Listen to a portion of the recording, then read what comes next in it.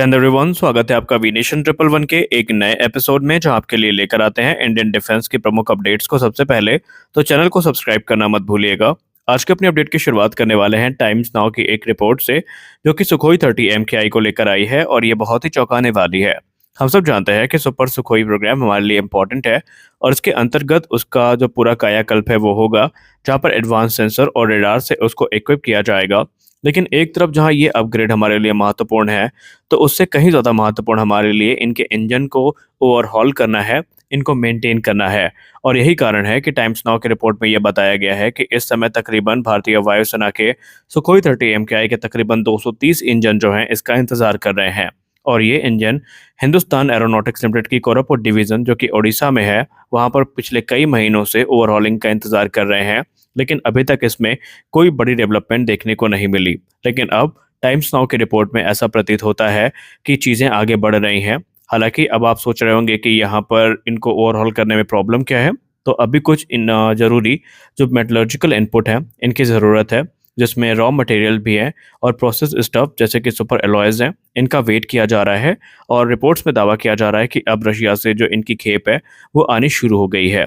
और एक बार जैसे ही भारत को प्राप्त होंगे, तो एक चरणबद्ध तरीके से जो इंजन ओवरहॉल की प्रक्रिया है इसकी शुरुआत करी जाएगी और ये इंजन रिलेवेंट बने रहें, इसका पूर्ण प्रयास किया जाएगा। एक सीनियर गवर्नमेंट ऑफिशियल ने टाइम्स नाउ के सोर्सेस से बात करते हुए ये बताया है कि रशिया यूक्रेन युद्ध ने बुरी तरीके से डिफेंस सेक्टर को प्रभावित करके रखा है, क्योंकि चाहे हम निकल अलॉयज की बात करें, टाइटेनियम अलॉयज की बात करें, रशिया से बड़ी संख्या में ये आते हैं। और इस युद्ध के बाद जिस प्रकार के प्रतिबंध लगाए गए हैं, तो इनकी सप्लाई काफ़ी कम हो गई है, जिससे न सिर्फ इंडियन बल्कि ग्लोबल एरोस्पेस सेक्टर बुरी तरीके से प्रभावित चल रहा है। और अब क्योंकि रशिया यूक्रेन युद्ध को 2 वर्ष पूरे हो चुके हैं, तो ऐसे में जो डिले है अब यहाँ पर काफ़ी गंभीर होती जा रही है। और ऐसे में अगर ये चीज़ सही समय पर ना मिली तो दिक्कतें बढ़ सकती हैं। लेकिन उन्हें इस बात का भरोसा है कि रशिया काफ़ी सहयोगी है भारत के साथ, और रशिया ने भारत को ये आश्वासन दिया है कि सब कुछ तय किए गए समय पर मिलेगा। सुखोई 30 MKI की तकरीबन 15 स्क्वाड्रन इंडियन एयरफोर्स की सर्विस में है, जो कि आधारशिला बनाती हैं भारतीय वायुसेना की। भारतीय वायुसेना जो कि पहले ही घटते स्क्वाड्रन की क्षमता से परेशान है, और अब वो नहीं चाहेगी कि उनके जो मेन जो स्ट्रेंथ है वो सुखोई 30 MKI है और उनकी कैपेबिलिटी किसी भी प्रकार से प्रभावित हो। टाइम्स नाउ के आर्टिकल की बात करें तो टाइम्स नाउ ने स्पष्ट कर दिया है कि हाल ही के समय में सुखोई 30 MKI जो है भारतीय वायुसेना के लिए बहुत ज़्यादा इंपॉर्टेंट बनता जा रहा है, क्योंकि एक तरफ जहाँ इसको इंडिजनाइज किया जा रहा है, तो वहीं गवर्नमेंट और पब्लिक सेक्टर की सहभागिता काफ़ी महत्वपूर्ण साबित हुई है। और इसके कुछ सकारात्मक परिणाम भी देखने को मिले हैं, क्योंकि ऑलरेडी बहुत सारे जो रशियन कंपोनेंट हैं इनको रिप्लेस कर दिया गया है और इनके अल्टरनेटिव्स हमने तैयार कर रखे हैं। लेकिन अभी भी कुछ चीज़ें ऐसी हैं जो कि हमें डायरेक्ट इंपोर्ट करनी पड़ती हैं और सप्लाई चेन पर हमें आश्रित होना पड़ता है। हालांकि भारत को इस चीज़ का भरोसा है कि आने वाले समय में तकरीबन सुखोई 30 MKI को 78% तक इंडिजिनस कर दिया जाएगा, जहां पर क्रिटिकल पार्ट्स का निर्माण भारत में ही किया जाएगा।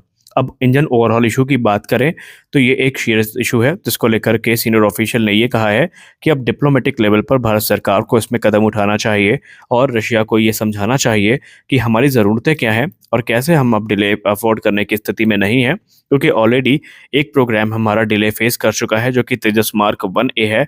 अब हिंदुस्तान टाइम्स की रिपोर्ट की बात माने और टाइम्स नाउ की रिपोर्ट की बात माने, तो यहाँ पर टाइम लाइन को लेकर के एक बहुत बड़ी कन्फ्यूजन क्रिएट हो गई है, क्योंकि हिंदुस्तान टाइम्स की रिपोर्ट में कहा गया था कि जो डिले है वो नवंबर तक देखी जा सकती है, जहां पर नवंबर में पहला एयरक्राफ्ट भारतीय वायुसेना को मिलेगा।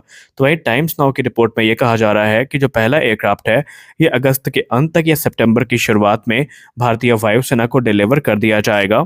ऑफिशियल सोर्सेज ने मीडिया से बात करते हुए ये बताया है कि पहले प्लेन को डिलीवर करने के लिए जो जरूरी कदम है उन्हें युद्ध स्तर पर उठाया गया है, और चीज़ें जो कि इस समय डिले का कारण बन रही थी उनको रेक्टिफाई कर लिया गया है। दरअसल यहाँ पर जो मेन मामला है वो सॉफ्टवेयर इश्यूज को लेकर है, क्योंकि भारतीय वायुसेना ने ऐन मौके पर डिमांड करी थी, जिसके बाद से जो वैलिडेशन है उस पर टाइम लग गया था। लेकिन अब यहाँ पर जो सॉफ्टवेयर इश्यूज हैं इनको पूरा कर लिया गया है और फाइनल टेस्टिंग हो चुकी है। तो वहीं जो ऑर्डिनेंस डिलीवरी टेस्ट हैं इनके तुरंत बाद जो एयरक्राफ्ट है ये हैंड ओवर कर दिया जाएगा। आपको याद दिला दें कि वर्ष 2021 में भारतीय वायुसेना ने 73 तेजस मार्क 1A और 10 ट्रेनर एयरक्राफ्ट की डील को फाइनलाइज किया था, और अब तक ये एयरक्राफ्ट मिलने शुरू हो जाने चाहिए थे, लेकिन ये नहीं हो पाया है।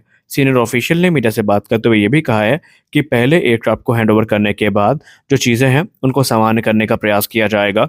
अभी करंट प्रोडक्शन कैपेसिटी की बात करें तो वो तकरीबन 16 एयरक्राफ्ट प्रति वर्ष की दर तक को टच कर चुकी है। तो वहीं नासिक प्रोडक्शन लाइन के एक्टिव होने के बाद 24 एयरक्राफ्ट प्रति वर्ष की दर तक हम बनाने में सक्षम होंगे। लेकिन आपको याद दिलाते चलें कि ये चीज़ें तब होंगी जब जनरल इलेक्ट्रिक से हमें जो इंजन है वो प्राप्त होंगे। खैर अब टॉपिक पर वापस आते हैं और बात करते हैं सुपर सुखोई के इंजन की या सुखोई 30 MKI के इंजन की। तो आपको बता दें कि भारत लगातार रशिया को इंसिस्ट कर रहा है कि जो इंजन डिलीवरी है इन्हें सुनिश्चित किया जाए। लेकिन रशिया यहाँ पर ये कह रहा है कि अब आपको यही सही समय है कि नए इंजन पर स्विच कर लेना चाहिए, जो कि AL41 है। लेकिन भारत के सामने दिक्कत ये हो जाएगी कि ऑलरेडी AL31 को बहुत सारा इंडिजनाइज किया जा चुका है, ये बड़े पैमाने पर ये इंडिजनाइज किए जा चुके हैं। और ऐसे में अब अगर हम किसी नए इंजन पर जाते हैं तो उसका सीधा मतलब ये होगा कि हमें फिर से जो चीज़ें हैं वो नए सिरे से शुरू करनी पड़ेंगी, और जो सप्लाई चेन हमने बना के रखी है उसमें हमें बड़े जो अपग्रेड्स हैं उनकी ज़रूरत पड़ेगी। और भारत ये नहीं चाहता। भारत इस चीज़ को लेकर के कॉन्फिडेंट है कि भारत की जो संगत संस्थाएं हैं वो AL31 को मेंटेन करने में सक्षम है, जैसे कि हिंदुस्तान एरोनॉटिक्स लिमिटेड, मिधानी और defence research and development organisation, जो कि इन्होंने लगातार मिल करके इंजन के परफॉर्मेंस को इम्प्रूव किया है लोकली। और यहाँ पर जो इंडिया की रिक्वायरमेंट है उसको फिलहाल इस इंजन से पूरा किया जा सकता है। वही कुछ इश्यूज़ हैं जो कि माइनर मॉडिफिकेशन के बाद सही हो जाएंगे, और इस पे gas turbine research establishment already काम कर रही है। भारत ने अभी तक जो चेंजेस किए हैं इंजन में, इससे इनकी जो फ्यूल एफिशिएंसी है वो काफ़ी इन्हेंस हुई है, और ये इंजन अब ज़्यादा फ्यूल एफिशिएंट बन चुके हैं। तो वहीं इनकी जो ऑपरेटिंग कॉस्ट है इसको भी रिड्यूस करने में एक बड़ी सफलता प्राप्त हुई है। इसकी ड्यूरेबिलिटी को काफ़ी इम्प्रूव किया गया है, जहाँ पर जो मिधानी है इसका श्रेय मिधानी को जाता है।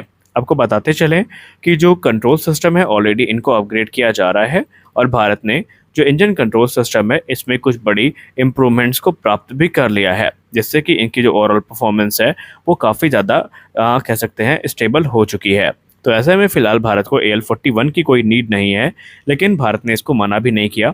अगर आने वाले भविष्य में भारत को लगता है कि ये इंजन रिलेवेंट नहीं है तो इसकी डील भी फाइनलाइज करी जा सकती है, बशर्ते AL31 और AL41 में कुछ बड़ी जो चेंजेस हैं वो हमें करने पड़ेंगे।